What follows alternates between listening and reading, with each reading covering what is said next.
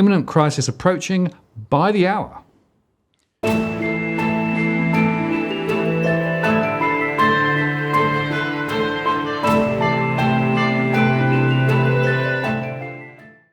Martin North, John Adams, In the Interest of People. Hello, John. Hello, sir. Well, we keep having these shows because things are moving so fast. Absolutely. So here we are on Thursday morning, recording a new show just after the US Federal Reserve have made their dramatic interest rate decision. And our last show was on Monday. And in the last 3 days, so much has happened that is quite alarming. That it's definitely worth us coming back and sort of doing a new show and actually providing our viewers with it in terms of an update. So just to recap, in terms of where we were on Monday, so we really talked about three types of risks that our audience needs to be aware of, which is inflation risk, credit risk, and liquidity risk. And in the lead up to the US Federal Reserve making their decision at 4 o'clock Australian time this morning, we've seen credit risk and liquidity risk blow up over the last 3 days, which has caused all sorts of consternations across the world, both in the developed economies, as well as the developing economies. And so just to give our audience one example of that, let's put our slide 1 on the screen. Turkish credit default swaps jumped to 19-year high amid lira woes. So this only happened, I think, within 24 hours of our last show. And obviously there was extreme eruptions in the bond market worldwide, and people were concerned, obviously, because the Turkish corporate sector is heavily in debt. There's a lot of concerns about the value of the lira, given the monetary policy of the Turkish central bank. And obviously, you know, when these credit default swaps are jumping up, I mean, these are effectively insurance on Turkish debt. And people were nervous about a default event or a credit default event happening in Turkey. And that's why these Turkish insurance rates went through the roof. Yeah, and it's interesting in the press conference that Powell presided over after the announcement, there were a very small number of questions about liquidity and liquidity-related issues, which I found quite surprising, because to me, the liquidity question is almost bigger than the inflation question. Yes. Well, yes. So there was one journalist who asked about illiquid markets, but that was sort of that was sort of batted away with not a lot of attention. So just before we get into some of the more key features of what happened, so just the big overall picture. So the US Federal Reserve raised rates by 0.75%, which was more than what they had foreshadowed last month. They've recommitted to the quantitative tightening program, which they announced again last month. And then as we go forward, they had foreshadowed a 0.5 point increase in July, and now they're suggesting that increase is going to now be potentially 0.75. So again, they're trying to so-called front-load these interest rate increases so that they can pivot at some point in time. But one of the key things that they didn't really foreshadow is when that pivot will come.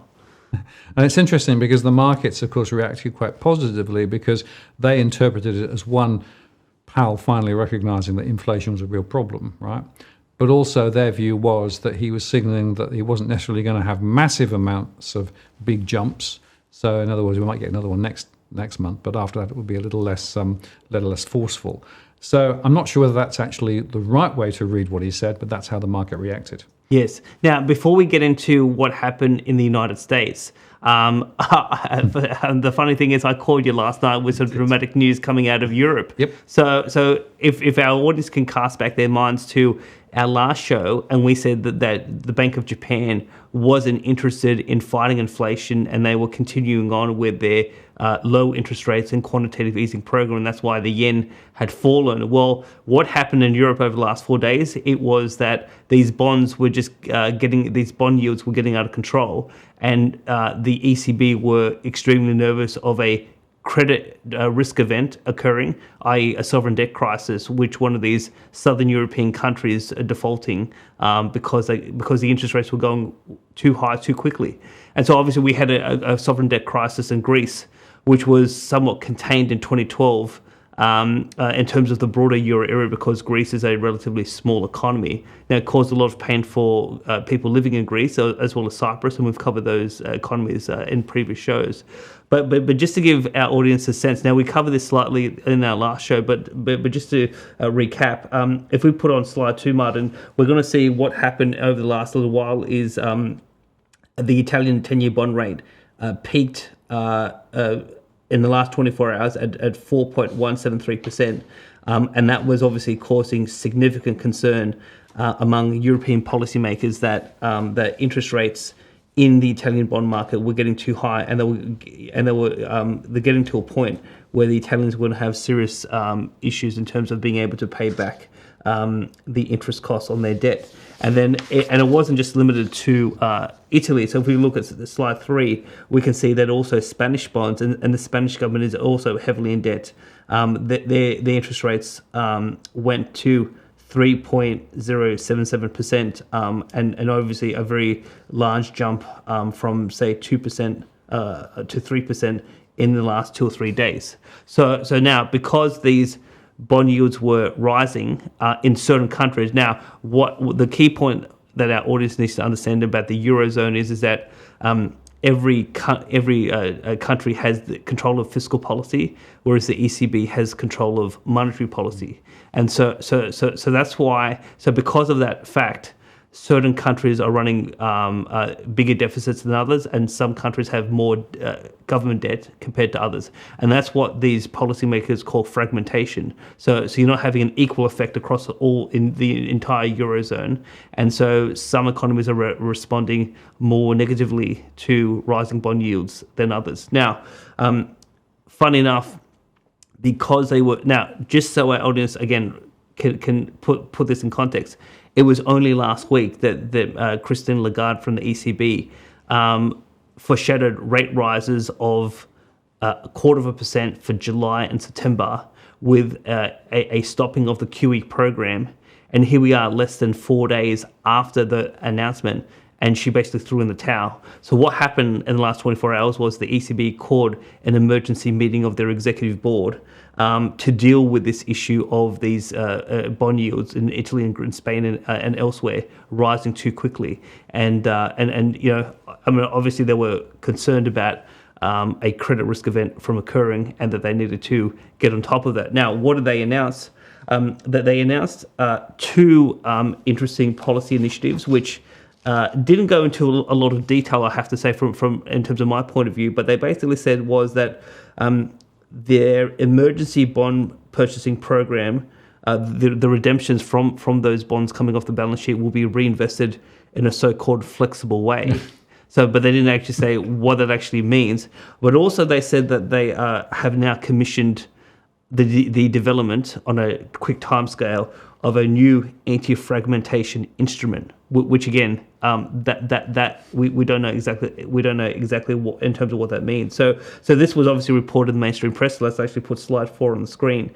And the really interesting thing, Martin, was that obviously by calling an emergency meeting and saying we're going to intervene in the market again, I mean that's, if you read between the lines, I mean, they are throwing in the towel, and they've walked back their commitment in terms of what they said last week. So now we have an interesting quote from one of their executive board members. So let's put slide 5 on the screen. And the quote is from one of the executive board members, quote, "Our commitment to the euro is our anti-fragmentation tool. The commitment has no limits, and our track record of stepping in when needed backs up this commitment." So anytime you hear a central banker saying we have no limits to our intervention, well, what does that mean? Mario Draghi.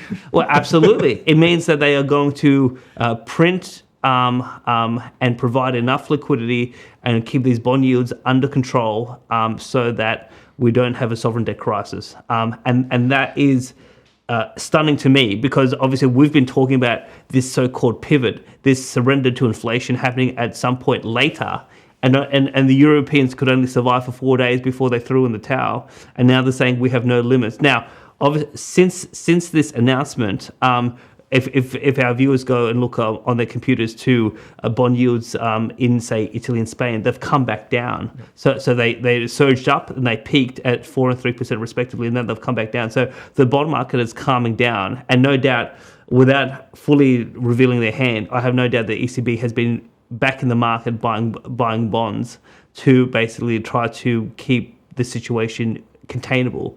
That is a very stunning development in the sense that the Japanese said we're not going to even fight it. The Europeans said we're going to fight it, but quite meagerly compared to Western central banks. And now they've thrown in the towel, and now they've basically done the pivot. And now we'll have to see what happens with in terms of the UK, and the Bank of England will announce their decision in the next 24 hours coming. And then we obviously have, as we go forward, what the Americans do, New Zealand, Australia, and Canada. And it's worth just reflecting, John, I've held the view for some time that the Eurozone is where we're going to see a lot of the cracks really appearing first, not only because, of course, they're much more exposed to what's going on with regard to Ukraine. And, of course, the gas issue is really big now. They've sort of throttled back the amount of gas that's coming through into Western Europe. But because of this fragmented structure that they have in the Eurozone, and because we know that a number of economies there are actually pretty bad, and of course that they took rates negative, they're actually in a worse position relative to many other economies. And we also know that a lot of the banks in the Eurozone are really up against it already. So the reason they're profitable is because of the ECB incentive programs and the very cheap money that they've been providing to central banks. This is not a good place to start this recovery. No, but I mean, the other point I think we should make, Martin, is that one of the things that perhaps I didn't fully appreciate until we saw the last few days is, obviously we've made the point time and time again that this is the biggest debt bubble in the course of human history. But once you have a bubble of this magnitude and you've got rates suppressed so low for so long, once you take your foot off the accelerator just a bit, these things do not unwind very slowly and gradually. They are super quick. Yep. And so I think policymakers have now got the message that there is no, the amount of room that they actually have to adjust policy is so tiny, because if they allow the free market to work again. So from a macroeconomic point of view, if you have so obviously in this situation interest rates are low, and there's a price floor below equilibrium that the central banks have imposed. So once you say to the market, we're going to take away this price floor, well, the movement towards equilibrium is very quick and rapid. Yep. And that obviously causes huge structural adjustment problems that, as we have just seen in the last 4 days, the Europeans cannot handle. Now, my analogy is the balloon underwater, right? They've pushed this balloon down underwater, a long way through their various programs, and now they're sort of letting go. And of course, the balloon doesn't gently rise; it goes whoosh, right? Yes. And so what they now? Oh no, we'll keep it dry, keep it underwater again, right? But the cost of doing that means more debt. And more inflation. So they're actually now fighting against the very thing that they were trying to fight on a different back. I mean, they talk about a rock and hard place. Yes. So because the Europeans now have surrendered to inflation, I mean that's why we are seeing, for example, the World Bank talk about stagflation in terms of the big way, because obviously the war and all of these rising costs is having a huge issue about the ability to generate economic growth. At the same time, you've got high inflation, and you can't address the inflation because it would cause a worldwide depression. So we'll obviously have that situation there. So now let's go to the United States. So the really interesting thing about what the Americans have done is that now in the first quarter of 2022, the U.S. economy shrank by 1.5%. And a number of market observers has been looking at the Atlanta Fed because they have the official estimate or the forward estimate as to what the second quarter is going to look like. Now, a technical recession is 2 consecutive quarters of negative growth.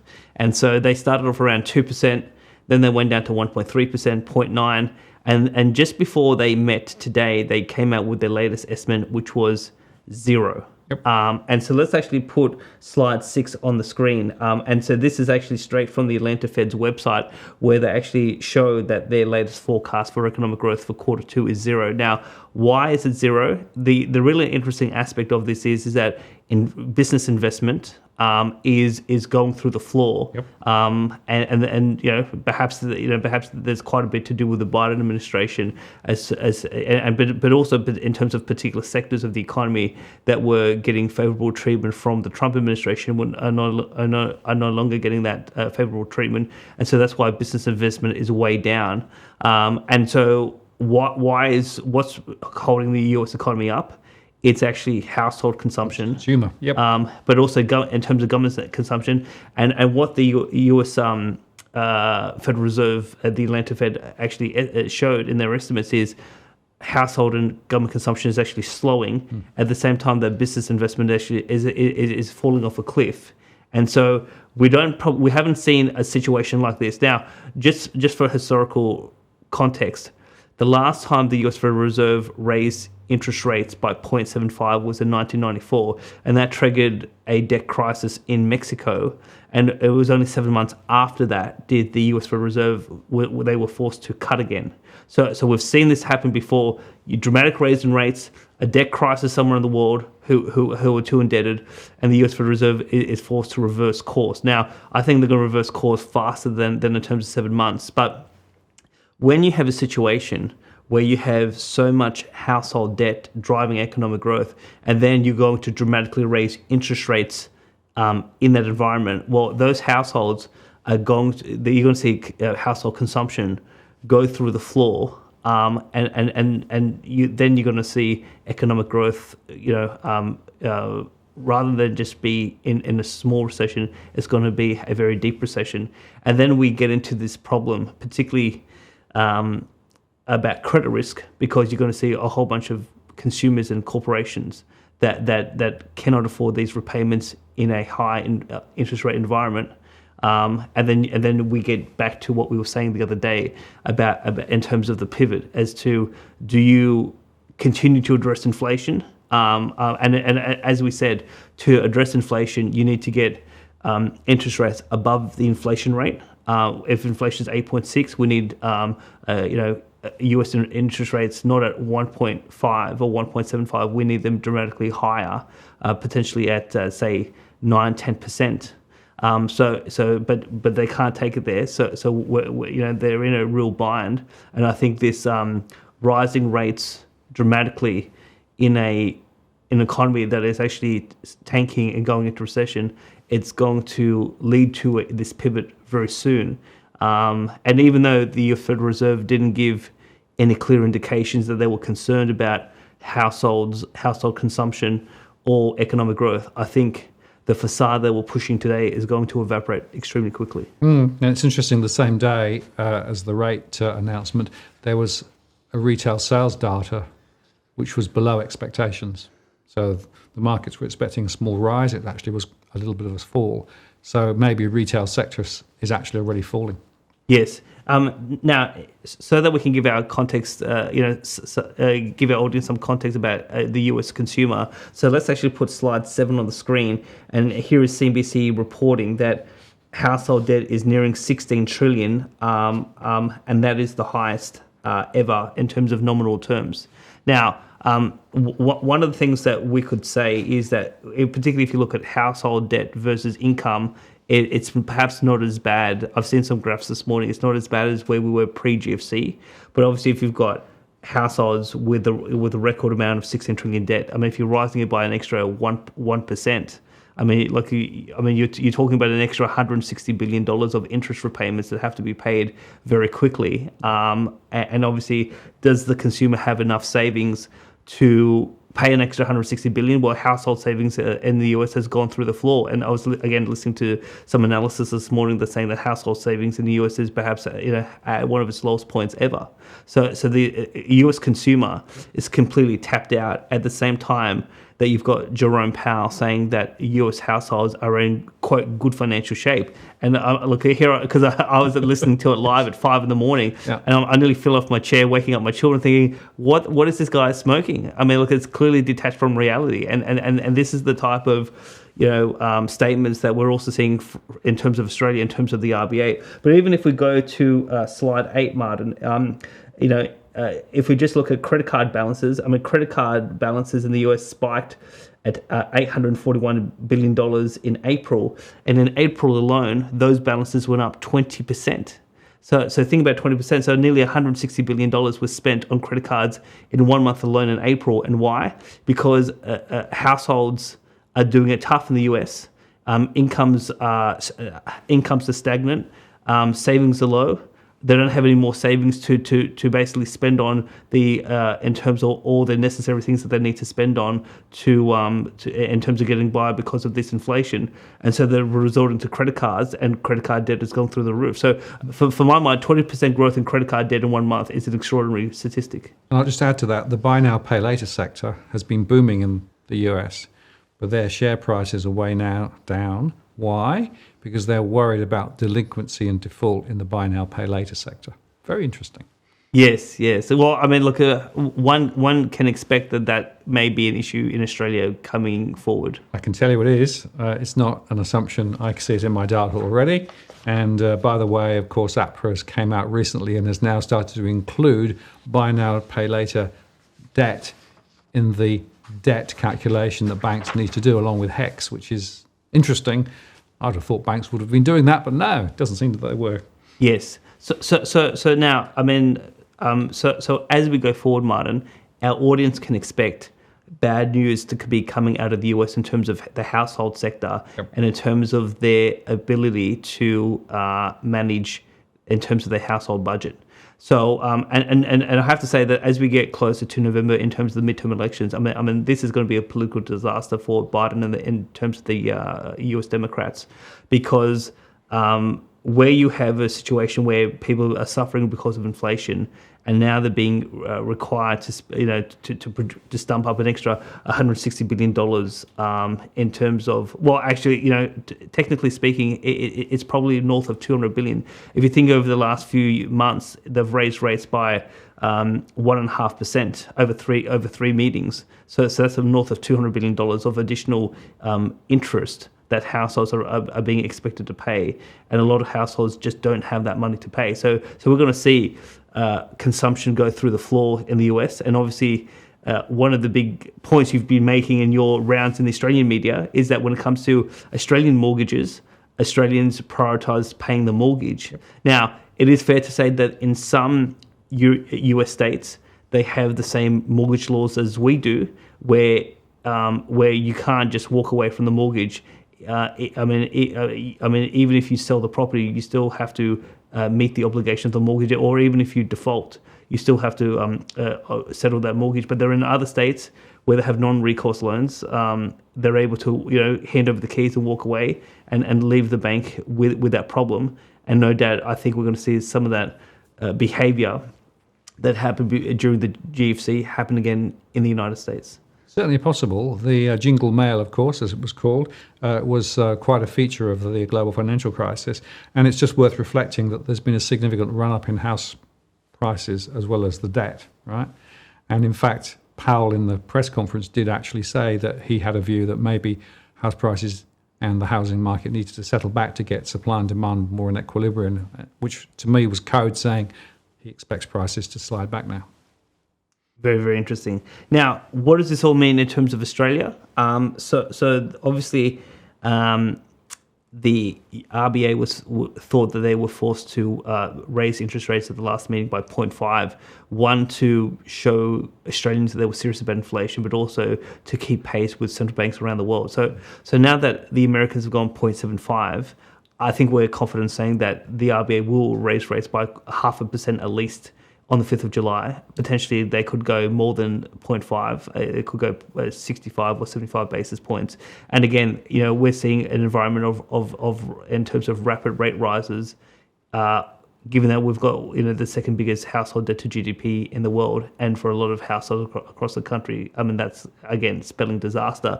But there's some person in Australia, Martin, who doesn't think it's a problem at all. No. And so this week we saw the RBA governor coming on the 7:30 report.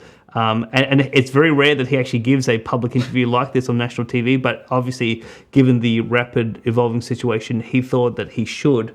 And he was fairly upbeat about households and the economy and people being able to weather this storm. Now, before we go into specific comments, let's actually put slide 9 on the screen. And we have only in the last couple of days showing that ANZ Roy Morgan is showing that consumer confidence in Australia has fallen to levels not seen since the 1991 recession. The only time that we saw something like this was in a couple of years ago when we had the panic about the COVID-19 and in terms of the pandemic. But outside of the pandemic, now the funny thing about the pandemic is we have health officials and the Victorian Premier in particular saying that COVID is still a risk, and yet the RBA governor said the pandemic's over. And therefore, that's why we need to take away the stimulus, because we were in an emergency, the emergency's over. Well, I mean, you've got the economists saying the emergency is over, you've got the health officials saying that there's still an emergency, and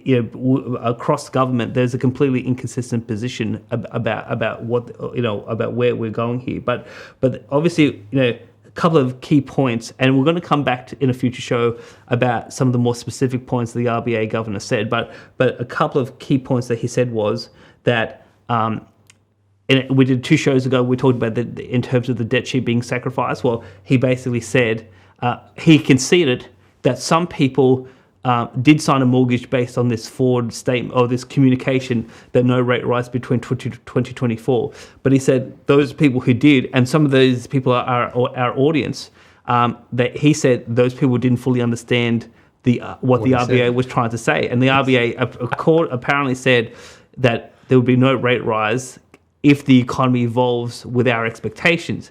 And obviously the economy has not evolved in 2022 consistent with their expectations, and that's why they're rising rates. So he basically said that if people read their statements carefully and looked for the caveat, they would have realized that it was a conditional statement. It wasn't a definitive statement or a political promise. And so he had no remorse over those people, even though he did concede some of these people have signed mortgages that had they had full sense of knowledge of where we are today, they wouldn't have signed them. But he's going to raise rates because he said, I have to look at the big picture, and the marginal borrower or the debt sheet, they're going to be sacrificed. And he had, not willing to accept any sense of responsibility or accountability for that. So those people who particularly borrowed on variable interest, perhaps over the last 6 months, a good night Vienna, as you said previously.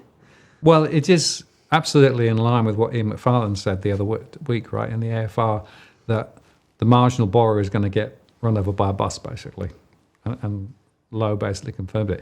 But I have to say, I think he's being very disingenuous to the Australian public, right? Because what he's basically saying is, don't listen to what I say, listen to the words and make sure you understand every single word. And at the time, there was almost no reporting in any of the media that it was conditional upon X, Y, Z, and W, right? It was a definitive statement. And of course, the politicians were also parroting it too. So I'm afraid I'm not impressed. The thing is that look, I've asked for his resignation, but I don't think I'm going to get it. So all I can say is that I mean, because I do this professionally. I mean, look, I do listen to his comments, word by word, and I read the statements, and I'm looking for caveats, because you've got to. If anyone is going on the RBA website and looking at the minutes or in terms of their official statement on monetary policy, you actually have to. There's always a little bit of wiggle room that they have with a couple of words here and there, and they now for in terms of economists at the banks or traders at the banks, they know what to look for, and they know what these little caveats actually mean. But to the general public who are untrained in terms of economic theory or finance, they may be reading these statements and not aware that they may think these statements are black and white, but the RBA statement is actually full of grey, and you need to actually understand where the grey is and what the grey means. Yeah, and my analogy, John, is it's like the high priest, getting this definitive information, and then all the scholars have to pick over every word, and parse it all, and that's what all the bank economists do. They sort of pick on this word and that word, and in fact, even in the US, the same was true there with Powell's statement, because they asked him about a particular sentence that was no longer there. Yeah. I mean, the micro analysis, right? This whole game is just stupid and idiotic, right?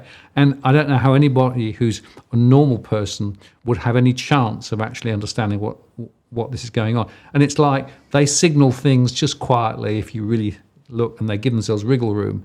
But for the general public, for the people making business decisions and household decisions in a normal busy day, it's absolutely nonsense. Yes. Now, one of the things that the RBA said, which was interesting about mortgage stress, and obviously you've been all over the media over the last 2 weeks doing interviews on mortgage stress. Yep. The RBA basically said that yes, they look at the big picture, but they do look at disaggregated data, and they're looking at how particularly households very, very carefully, and they spend a lot of time on that.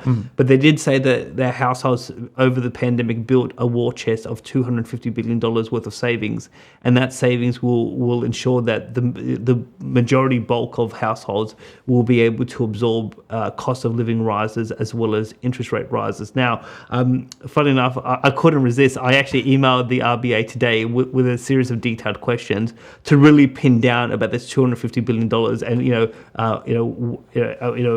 what's the data source? What point in time is the $250 billion? Is it today? Is it from last year or 2020?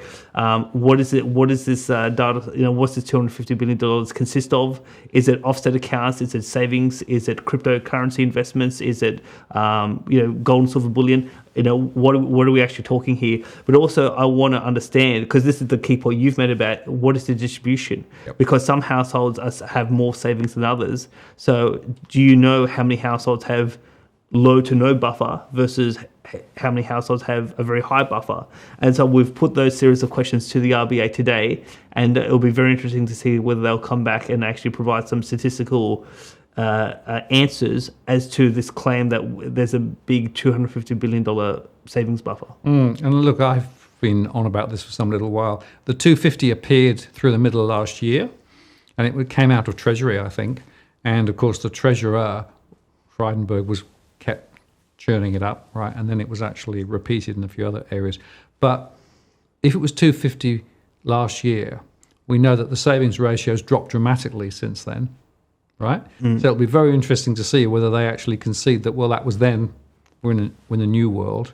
And certainly my analysis again shows that there are a lot of people with a lot of buffers still. Mind you, some of those buffers came from superannuation withdrawals and from JobKeeper and all those other things, right? But there's a lot of households that don't have the buffers. So the distribution question is the really critical question.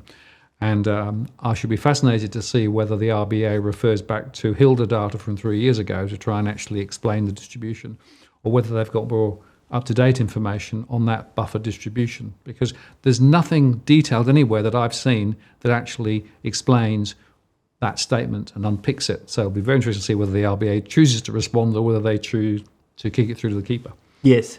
Now, so what our audience can expect, particularly if you have a mortgage, rates will go up quite dramatically again on the 5th of July, which is only 2 weeks away, and people should expect even another rate rise perhaps in terms of August. Now, one of the critical questions in the Australian context, Martin, is that the RBA told Lee Sales that he expects inflation to return to the 2 to 3% band next year, but early next year.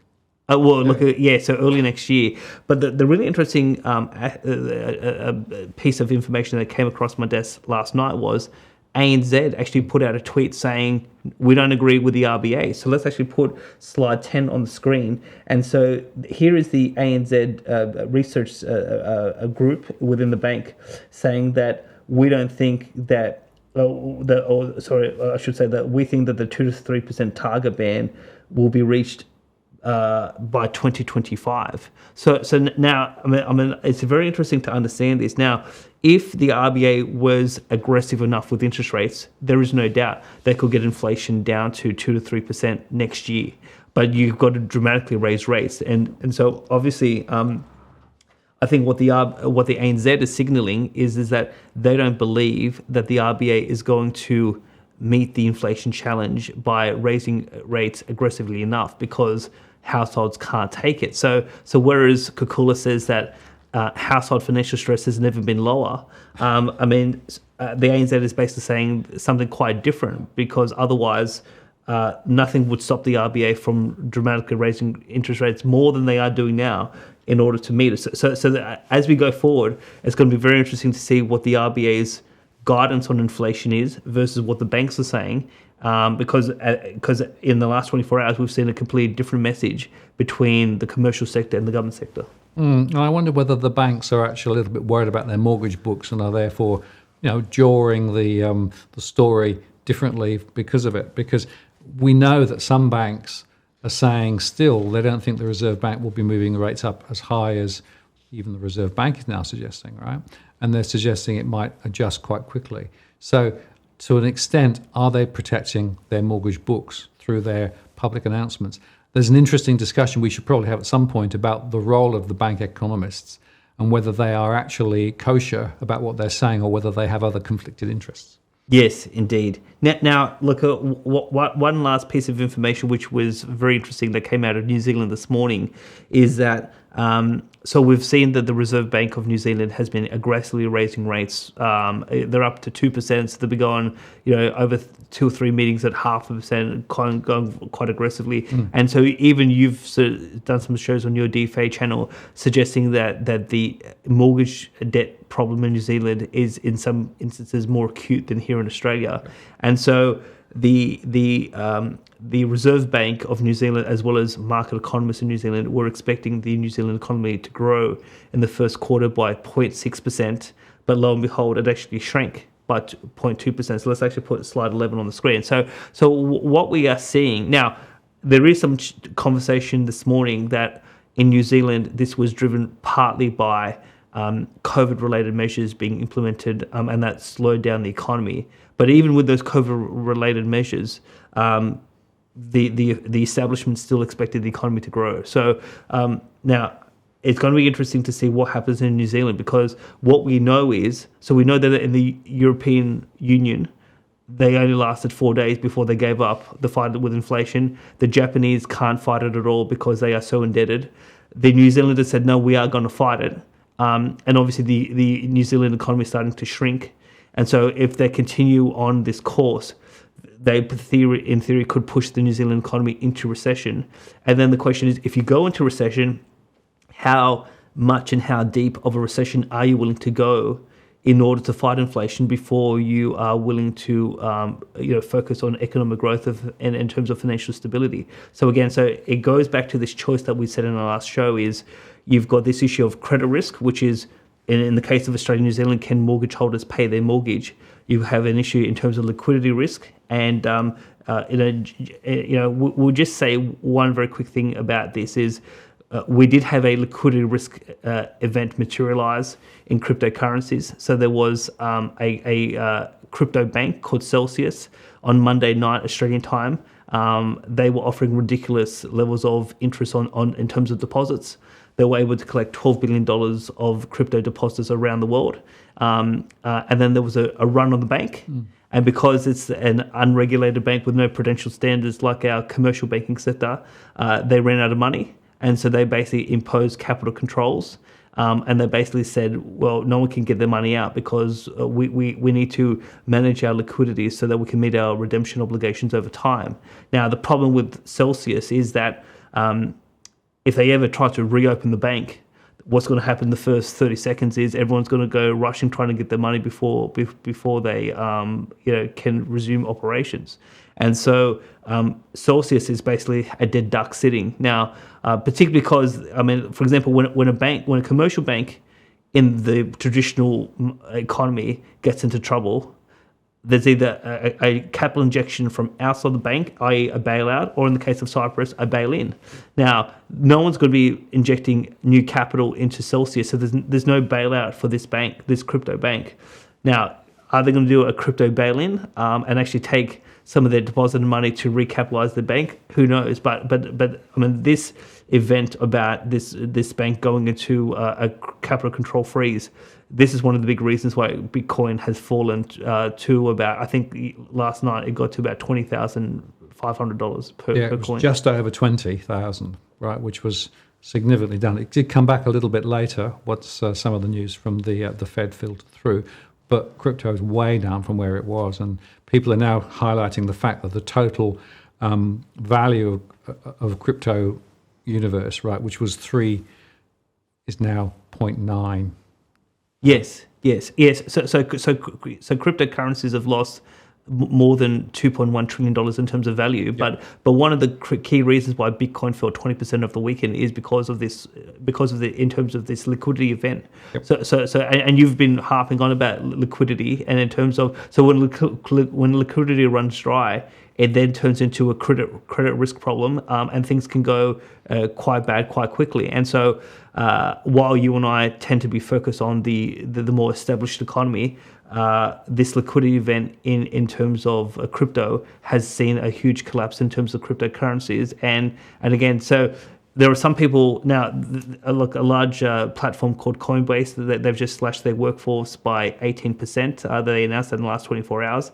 And they're now warning in terms of a crypto winter. So no doubt there's going to be a whole bunch of our viewers who dived into cryptocurrencies potentially at the peak, or they've been in the market for a while. So, is this going to turn around, or is cryptocurrencies going to go through the floor, or is it going to stay low or is this bear market going to happen for a couple of years? Because again, one of the big reasons why cryptocurrencies boomed after 2017. Now, one point on this, Martin, because no one really understands this, why did Bitcoin collapse in 2017? The Trump administration did it on purpose. They actually implemented certain tools because they were afraid that the crypto bubble was getting out of hand and it was going to create more macro systemic risks. So because a lot of crypto investors believe it goes up, it goes down, it goes up and go down. So while we're down, we're just going to go back up again. No, it went down in 2017 because this was a deliberate action by the Trump administration to do so,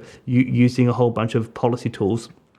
It went back up because they basically, central banks printed exorbitant sums of money. And now it's come back down because the bubble has collapsed. And now you have rising rates, but also you have liquidity event problems in the crypto market. Now, if we do see pivot and there's a massive amount of new injection of capital by central banks into the financial system, you could potentially see a reflation in crypto assets, but that's not necessarily in terms of a guarantee. So what happens from crypto from now in terms of going forward? I think over the next 3-4 months, it's going to be continuing bad news for those investors, and for those people, those Australians who've put a lot of money in that's a factor that they need to consider. But what I think, just going back to New Zealand, I think what New Zealand shows us is that when you have a debt bubble and you're aggressively raising rates, well, wherever that debt is centered, it's going to have huge economic ramifications, and those ramifications are going to happen faster than what policymakers suspect. And so that's why I think we're going to see now a dramatic fall into recession in the terms of the United States.